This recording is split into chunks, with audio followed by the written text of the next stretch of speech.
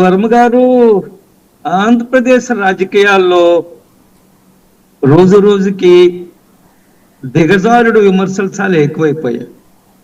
ఇది మాలాంటి వాళ్ళకి కొంత బాధేస్తుంది. ఒకప్పుడు రాజకీయాల్లో ఏకవచనంతో పిలిస్తేనే దాన్ని పెద్ద తప్పుగా భావించేది. మనం ఏమి గౌరవం లేదా, అట్లా మాట్లాడతారు ఏమిటని ఏకవచనంతో సంబోధించినప్పుడే. అసెంబ్లీలో కొన్ని సందర్భాల్లో మంత్రులతో సహా వారు ఆ మాట జారుతుంటారు, మాట్లాడతారు. నేను గమనించాను, 19 నుంచి 24 వరకు జరిగిన అసెంబ్లీ సమావేశాల్లో స్వయంగా ఆనాటి ముఖ్యమంత్రి ఆయన చేసిన వ్యాఖ్యలు, ఆయన స్థాయికి దిగజారి చేసిన వ్యాఖ్యలు అనేక ఉన్నాయి. ఉదాహరణకి ఈరోజు అచ్చెన్నాయుడు గారు వ్యాఖ్యలు చేశారంటున్నారు కదా, రాజశేఖర రెడ్డి గారి మరణం విషయంలో కూడా అనుమానాలు ఉన్నాయి. నేను ఏకీభవించడం దాంతో నేను పూర్తిగా వ్యతిరేకిస్తున్నాను. అది రాజశేఖర రెడ్డి గారి మరణము ప్రమాదవశాత్తు జరిగింది, దాని వెనక ఎవరూ లేరు. రాజశేఖర రెడ్డి గారి కుమారుడే జగన్మోహన్ రెడ్డి గారు అప్పుడు ఏం చెప్పారు, దాని వెనక ఎవరు మన అంబానీలు ఉన్నారని కూడా ఆరోపణ చేశారు.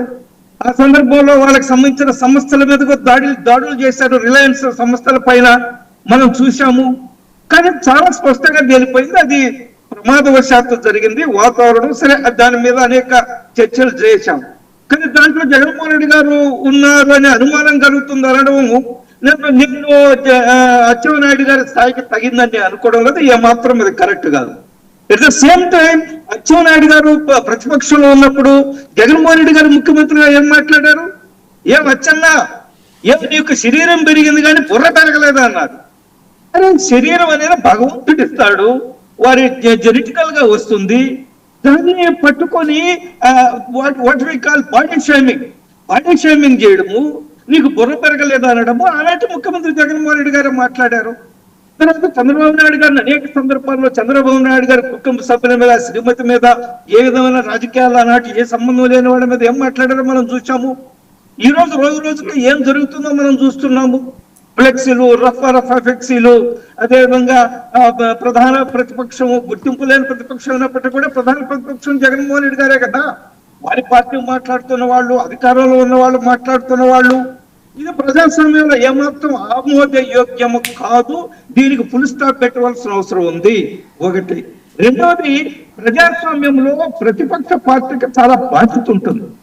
నేనేమనుకుంటున్నా అంటే, జగన్మోహన్ రెడ్డి గారు ప్రతిపక్ష నాయకుడు, ప్రతిపక్ష పార్టీ ఒక బాధ్యత గల ప్రతిపక్షంగా వ్యవహరించాలా, ఒక మంచి ప్రతిపక్షంగా తయారు కావాలా. కానీ రోజు రోజుకి ఆ ప్రతిపక్ష పార్టీ స్థాయి ఏమి దిగజారిపోతుంది. ఏం మాట్లాడుతున్నారో ఎవరికి అర్థం కావడానికి. ప్రత్యేకంగా పార్టీ అధినాయకుడు జగన్మోహన్ రెడ్డి గారు 5 సంవత్సరాలు ముఖ్యమంత్రిగా ఉన్నారే, 5 సంవత్సరాలు ఆంధ్రప్రదేశ్ ని పరిపాలించారే, వారికి రాజకీయాల్లో ఏం మాట్లాడాలా, ఏం మాట్లాడకూడదు తెలియదా? ఈరోజు బాధితులు అంటున్నారు, ప్రజలు నవ్వుకుంటున్నారు. సాధారణ ప్రజలే కాదు, ఆ పార్టీ వాళ్ళు కూడా నవ్వుకుంటున్నారు. ఈరోజు బయటకు వచ్చి మాట్లాడకపోవచ్చు ఆ పార్టీ వాళ్ళు. బట్ లాంగ్ స్టార్ట్ అయిపోయారు. ఆయన సొంత పార్టీలోనే ఆయన ఒక నవ్వులు పాలైపోతున్నాడు. ఏమిటో మావిగన్ నాకు అర్థం కావడం లేదు. ఈ మావిగన్ ఏంది? ఆయన 3 రాజధానులు ఏమయ్యాయి? ఇప్పుడు మావిగన్కు కట్టుబడి ఉన్నారా, 3 రాజధానులు కట్టుబడి ఉన్నారా? ఇప్పుడు మావిగన్ అంటే ఏమిటి? ఈ మావిగన్ లో చెప్పిన ఆయన ప్రాంతాలు కూడా ఇప్పటికే సిఆర్డిఎఫ్ పరిధిలో ఉన్నాయి, క్యాపిటల్ రీజనల్ డెవలప్మెంట్ అథారిటీలో ఉన్నాయి. అది కూడా ఆయనకు తెలియదు. అదేదో మచిలీపట్నం నుంచి మా తీసుకున్నారు, విజయవాడ నుంచి వి తీసుకున్నారు, అదేవిధంగా గుంటూరు నుంచి గన్ తీసుకున్నారు. మావిగన్ ఇక్కడ ఈ పేరు పెట్టి చేయొచ్చు కదా అంటారు. ప్రాంతాలన్నీ కూడా నేను బొత్స గారు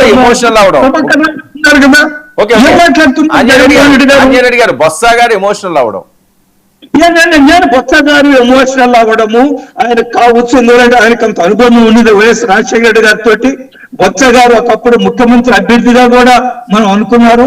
ఆ తర్వాత బొత్స ముఖ్యమంత్రి అవుతారని ఆంధ్రప్రదేశ్ రాష్ట్ర అధ్యక్షులుగా చేశారు, కాంగ్రెస్ పార్టీకి లోక్సభ సభ్యులుగా చేశారు, అనేక సంవత్సరాల మంత్రిగా చేశారు. వారికి ఉన్న అనుబంధాన్ని గుర్తు చేసుకోవడం, ఎమోషనల్ కావడంలో తప్పు లేదు. వాళ్ళ యొక్క personal attachment, political attachment Rajasekhara Reddy గారితో బొత్సకుంది. కానీ అదే బొత్స సత్యనారాయణ గారు ఏం మాట్లాడుతున్నారు?